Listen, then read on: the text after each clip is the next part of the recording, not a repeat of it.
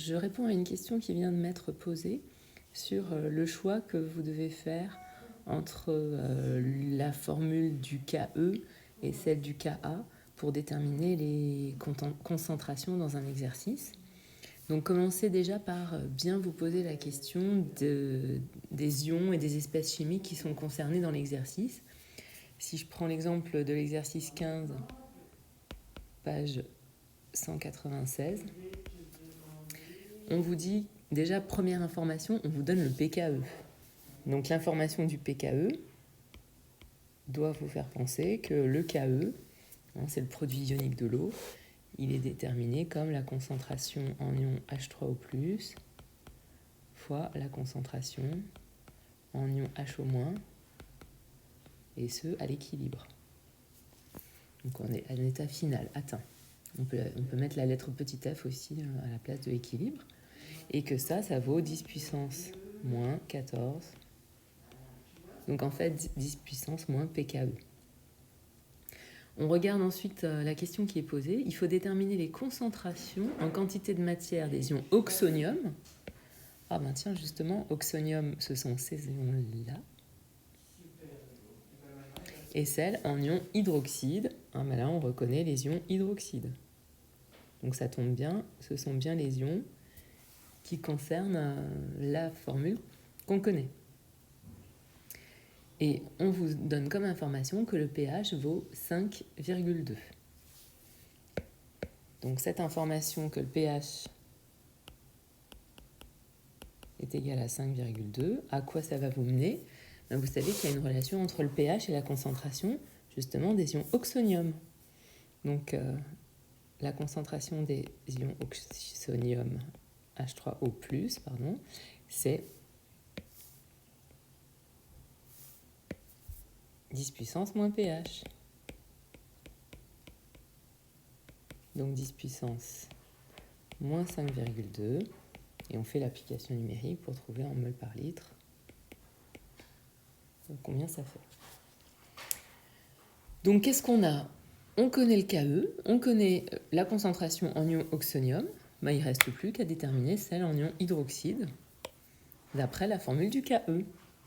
Donc concentration en HO-, donc tout ça évidemment à l'équilibre ou à l'état final. Ça va être le KE divisé par la concentration en H3O+, à l'équilibre qu'on vient de trouver. Et donc ça fait 10 puissance moins 14 divisé par 10 puissance moins 5,2. Donc 14 moins 5,2, il reste 8,8. Donc ça nous fait du 10 puissance moins 8,8 qu'on peut ensuite calculer. Et ça fait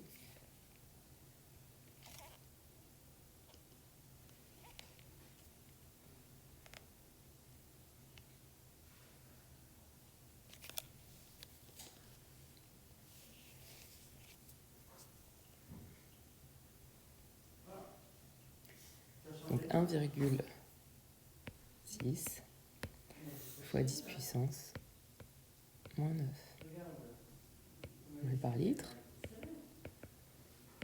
Et puis pour celle de anion H3O+, ça fait 6,3 fois 10 puissance moins 6 mol par litre.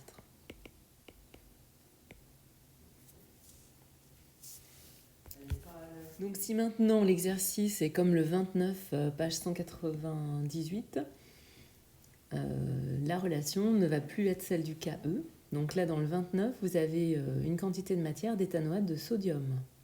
Donc l'éthanoate de sodium, c'est déjà une base, puisque c'est la base conjuguée de l'acide éthanoïque. Et on vous dit qu'il se dissocie dans l'eau en ions Na+, et CH3CO-, donc on reconnaît bien la base conjuguée. Le pH est donné, on vous donne les deux couples concernés, et il faut déjà commencer par écrire l'équation de la réaction qui modélise la transformation entre ces ions éthanoate et l'eau. Donc je vous rappelle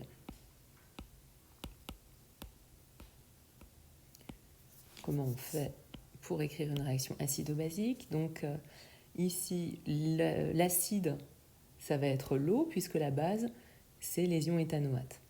Donc je commence par écrire l'équation, la demi-équation pour l'acide. Et donc l'eau va donner les ions HO- en libérant un proton H+. L'eau est liquide, les ions HO- comme les H+, sont aqueux. Et en parallèle, donc l'ion éthanoate, CH3COO-, va capter un proton pour former l'acide éthanoïque.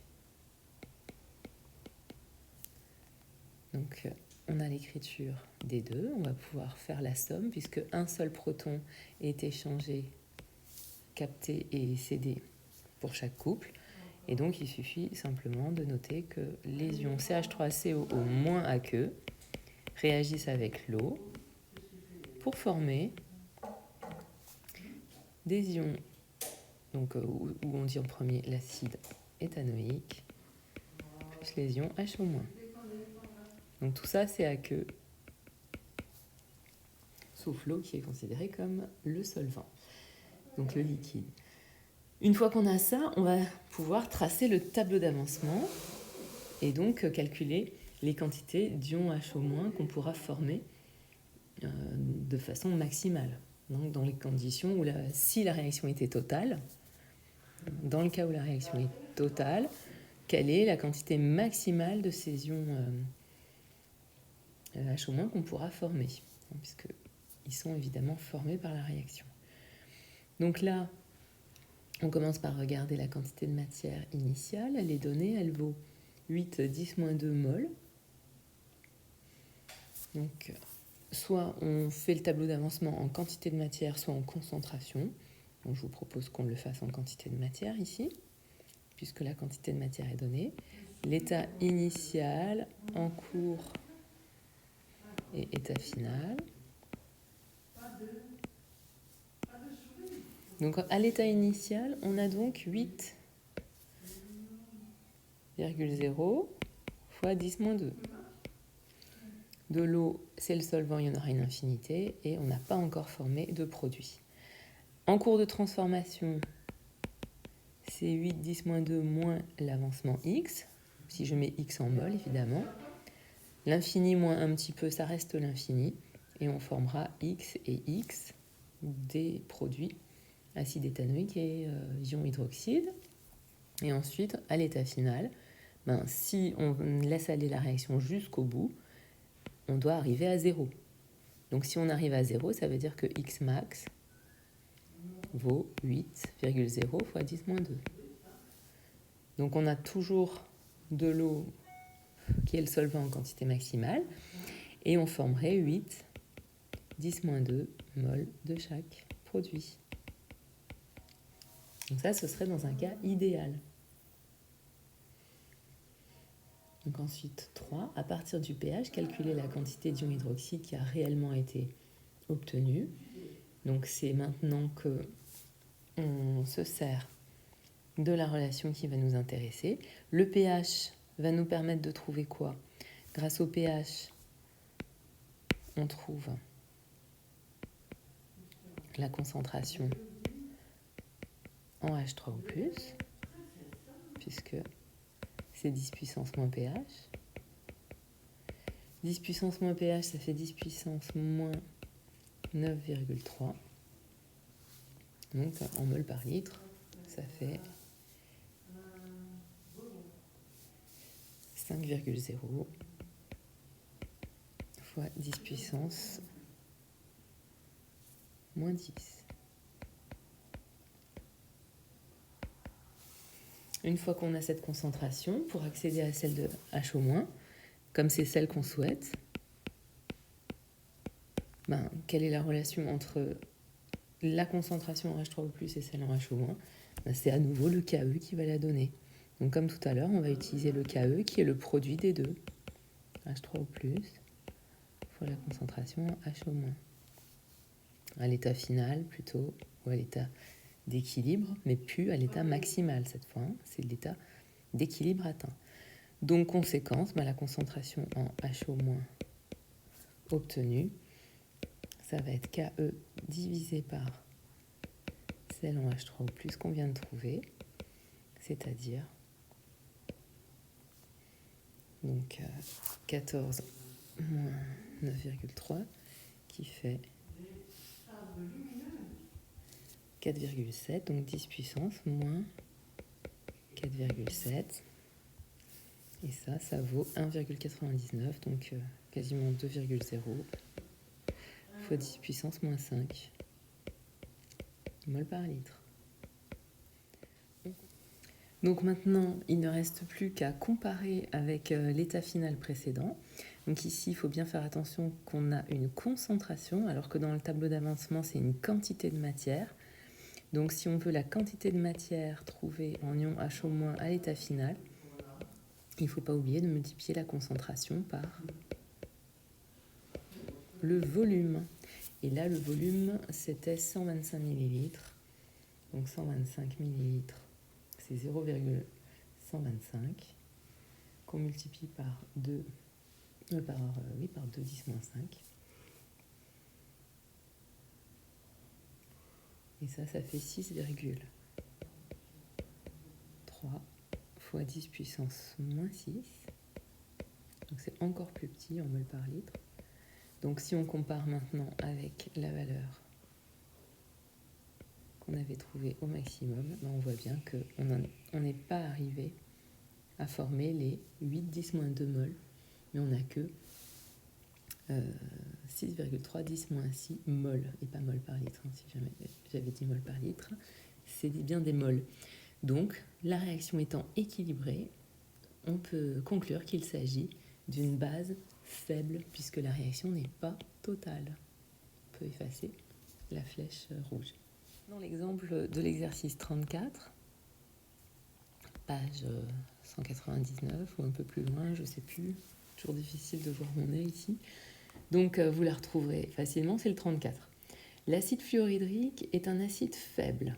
Sa constante d'acidité vaut 7,1 4 à 25 degrés. Et on a une solution de 100 ml en ayant introduit 5 millimoles initialement dans l'eau. Donc il faut écrire l'équation et établir le tableau d'avancement. Donc équation entre l'acide fluorhydrique et l'eau qui va donner, alors, comme c'est un acide dit faible, la réaction n'est pas totale et donc l'acide cède son proton pour former l'ion fluorure F-, et du coup la molécule d'eau capte le proton pour former H3O+. Donc tout ça en solution aqueuse.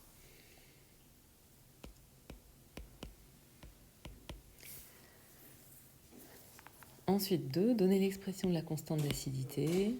Donc, par définition, la constante d'acidité, quand on écrit la réaction de l'acide avec l'eau, ça va être les concentrations des produits à l'équilibre ou à l'état final sur la concentration des réactifs.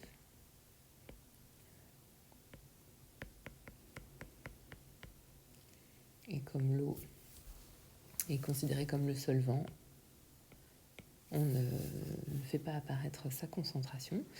Et le C0, la concentration standard, elle vaut 1 mol par litre. Donc, on pourra s'en débarrasser dans les calculs. Une fois qu'on a cette expression, on doit la donner en fonction de l'avancement à l'équilibre et donc de la quantité de matière N et du volume V. Donc, si on refait le tableau d'avancement, donc je vais le faire en vert en dessous de l'équation ici, donc en imaginant juste en dessous de l'équation les quantités de matière de chaque. Donc état initial, on va passer directement à état final. Donc état initial, on avait n infini 0, 0. Et ici, on a n moins, on va l'appeler x à état final. Donc c'est la quantité de matière d'acide fluorhydrique qui aura réagi à l'état final. Donc l'avancement, c'est ce XF. Donc conséquence, je peux donner les concentrations. La concentration, je sais que c'est la quantité de matière sur V, sur le volume total. Donc dans l'expression du Ka, ça donne. Donc concentration en F-, c'est la quantité de matière de F- sur le volume, fois la concentration H3O+, c'est la quantité de matière, donc XF sur le volume, et la concentration en HF, c'est N moins XF sur le volume. Donc en simplifiant le volume qui est divisé 2 fois ici, ça nous fait XF carré sur V multiplié par N moins XF. En fermant la parenthèse, on n'arrive pas trop à la fermer, mais vous avez compris qu'elle est fermée. Donc là, on a bien l'expression de la constante d'acidité en fonction de l'avancement XF, de N la quantité de matière et du V le volume. Déterminer les concentrations des espèces dans l'état d'équilibre ainsi que le pH. Donc ici, l'objectif c'est de trouver XF. Donc on va passer le V fois N moins XF de l'autre côté de l'égalité, égale à XF carré. Donc ça nous revient à résoudre une équation du second degré. XF carré, donc plus, puisque je passe le moins de l'autre côté, plus KAV XF, moins, puisque je passe le plus de l'autre côté, moins KAVN égale 0. Donc vous résolvez une équation du second degré où les x sont là, x au carré, x, et les termes à calculer, on les retrouve ici, donc Ka fois V. Donc on connaît le Ka, on connaît V, donc on peut calculer la valeur de Ka fois V, et on connaît aussi N, donc on peut calculer Ka fois V fois N. Donc là, ça revient à faire la résolution d'une équation du second degré, ou bien vous pouvez utiliser le logiciel Python tel que je vous l'avais montré lors d'un cours. N'hésitez pas à me poser des questions, j'essaie de vous y répondre comme ça, j'espère que c'est plus compréhensible. Bon après-midi, au revoir.